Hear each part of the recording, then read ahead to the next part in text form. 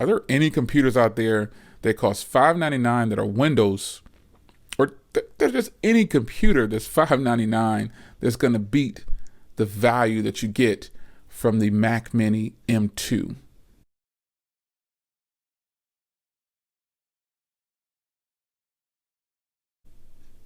All right, guys, welcome back to another video. It's your man Jay. So it's been a couple days with the Mac Mini M2, and the workflow is phenomenal, folks. There's a lot of times when temptation hits people when they're trying to make a decision on what they want to purchase. And for me, sometimes I start with the base model of something when it comes to Apple, because it's more than likely going to be way higher customer value than going straight to the top and buying the higher priced product. So recently I picked up the M2 Mac Mini, and I got the 8 gig 256 gig version. I added a 2 terabyte SSD to it with an enclosure hub, bringing more ports to the front of the device, because that's the way it actually should ship, in my opinion. But adding more ports to the front of the device, card readers, and things like that. And then also the enclosure is with my 2 terabyte drive. Now, I tested the speeds on the M2 Mac Mini, and the SSD, the 256 gig SSD, reads between 14 and 18 to 19 with the read and write speeds. Folks, that is fast. That is more than enough. The M2, as far as editing videos and photos, you'll hear a lot of people tell you just skip the baseline model and don't get it. It's not. People told me that with the 8 gig M1, and I used that 8 gig M1 to edit everything in 4K. It was more than enough power, and some of the files I'm transferring are between 20 to 80 gigs. It's a wide range, but I've had files vary. And the SS speeds on the M1, were slow, a little bit slower than the M2 probably. I can't remember my test that I did. But the M2 reading and writing at between 14, 15 to 19 peak, that's actually really fast, folks. The SSD that I put in, the 2 terabyte SSD that I put in, reads between, and this is probably limitations of the Mac Mini M2, but it actually reads 550 to 550, read and write 550, which is fast, but on the M2 I'm getting like 400 and something. So I'm cool with that. That two terabytes of SSD is simply for storage and some editing, because you can actually convert that over to use it for iMovie or whatever you're using, PowerDirector Pro, Final Cut Pro. You can use that as what you edit off of. Some people have the external SSDs from Samsung. I have one too. These read and write fairly fast, but they're not blazing fast, but they're fast enough. I say anything over 350 to 500, in that range right there, you'll be able to edit comfortably off of an SSD that's reading that way, and 4K files should be good for you. But value to consumer, even as a creator, I don't think I'm going to tell another creator, oh, go ahead and jump up and just get the Pro model. Now, obviously, I can afford to get the Pro model. I could have gotten the Pro model, but I have a 14-inch MacBook Pro that I bought in 2021, and it has the M1 Pro. Now, I had, in my group, my chat, I've been talking about buying the M2 Pro, but I don't want to get rid of this right here because it is just too good and it's really fast. Now, what I've learned about the M2, I see a lot of people get online and tell you to avoid the base model because it's not going to be fast enough for editing. It's not going to render fast. I guess fast is an interpretation of the person using the device. Now remember, I have a 14-inch MacBook Pro right here that I've been using for over a year, and we know this is fast. The SSDs on that read at 5,000. However, even though the SSDs on the M2 read at a slower rate, the rendering times for the 4K videos that I've been doing have been fast. They're fast enough. Okay, so example, I rendered a 4K video, 4 minutes. It did it in about, 45 seconds or so. A minute, let's just say 2 minutes. The other videos that I'm doing now are much longer than that, and they're rendering the times between 8 to 15 minutes if it's like a 24, 25 minute video. Now, when you're rendering a video, you have to take into consideration I have how many, basically stacks is what you'll see on someone's timeline. How many things are stacked on top of each other? The computer has to render all of that. And the cores on the Mac Mini M2 is the only difference that you're going to find when it comes to video editing. Using the 8 gig model is perfectly fine, folks. That is what I'm getting at. I'm starting to notice a lot of people getting online telling people to avoid the baseline if you're a content creator. Folks, you do what you want in the end, but this is just me coming from another perspective as a real owner of the device. Now, granted, I've only had it for a few days, but the point is, it is more than enough power for a content creator. You've got content creators out there still using their phones to do videos. And I'm one of those people. Sometimes I do a video with my phone because I just don't want to sit at a desk, or I don't want to sit in front of a laptop. I'll shoot something and I'm walking around editing throughout the day on it, just taking my time with it on the device because they're powerful enough. So I don't understand how a person would tell content creators not to purchase the baseline model of the M2. I think a lot of people got caught up into the SSD speeds, read and write, but really what you should be looking at is the cores for the GPU. That is where you're going to get into how your computer is going to render certain things. So yes, you need RAM. Having more RAM is never going to hurt you, folks. But I'm talking to people out there who consider themselves content creators or want to become a content creator. I've had several different versions of the Mac Mini prior to this, and they all performed phenomenally.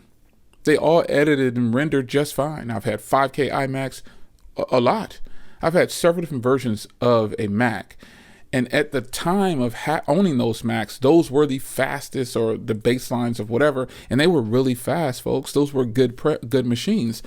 The Mac Mini M2 is a great machine. Now, some advice that I gave people in the baseline version of it, straight up, the baseline version is a phenomenal purchase for not just consumers. It's a phenomenal purchase for a creator. Creating with the tools that you have is the most important thing. So, and resisting the urge and the temptation to just go shoot straight to the top and spend the most money thinking that that's what you're going to get the best value is not the way I would recommend people do things. Creators specifically, I don't recommend that you just shoot to the top and buy the highest version of something without navigating at a certain level to find out what's actually going to work for you. Now, everything doesn't work for everybody. This is a fact. But there is absolutely nothing wrong with the baseline version of any of the Macs that are out there, because they actually are better computers than most other computers on the market. It's just a fact. Owning them and telling you this with a straight face, it's a fact that most baseline Macs run circles around a lot of other computers. The performance is there. The GPU performance is really strong. So video editing is something that's going to be great for a lot of people, content creators, if they start with a $599. The fact that they lowered the price $100, this is super rare for Apple. I mean, like, really rare. They don't lower prices. They don't give big discounts on things. It just doesn't happen for the regular consumer.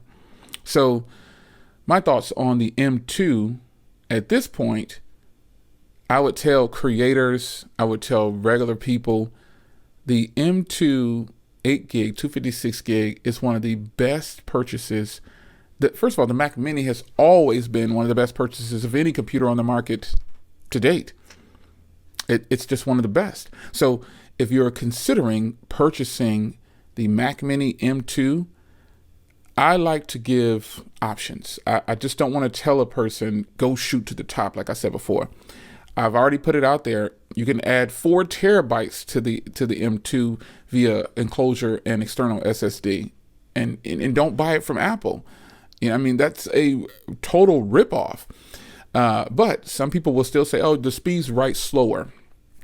Of course, I've already shown you that, but that doesn't mean you're getting a better deal by spending more money to Apple and doing your own enclosure with the SSD. Now, you can't update the RAM. But again, I stand behind the 8 gigs of RAM, and you know what type of guy I am. If my 8 gigs of RAM version starts to fault out or something like that, I'll come back and tell you. This is what happened with mine after 6 months. I think I did that with my one of my Mac Minis where it was shutting off on me during live streams. It wasn't doing it any other time. It was just shutting off on me during live streams, and I think I brought that up. But I'm that type of guy. I'll tell you, hey, look, listen, this is what's happening at 6 months in or 8 months in. It's crashing on me, or this is happening. But Apple has some of the best support, folks. They do. I'm a huge Apple fan when it comes to their products for computers, and this isn't something that's new. I think a lot of people know this already. I'm not that big of a fan of their iPhones as main machines, but I've been kind of rocking with them lately here. So I'm trying to, even though I still carry multiple devices, an iPhone is one of them. I actually have several iPhones, but I'll carry one at all times most of the time. But folks, when it comes to the M2 and Apple products in general, you can always start with a baseline product with them, and you're going to get a phenomenal experience. Support, power, dollar to consumer, Apple can't be beat. I said it. They can't be beat when it comes to their computers. Dollar to consumer with the Mac Mini, that is the most affordable, most powerful computer that a person could possibly buy at this point in the game. So all the money that you think you want to spend on the higher model, get the $599 model and get you a nice 4K monitor. You can get a 4K monitor now for probably $100 and something bucks. That's just a fact. Or you can get one that's with a 165 hertz refresh rate. You can get a bunch of monitors out there, curved ones.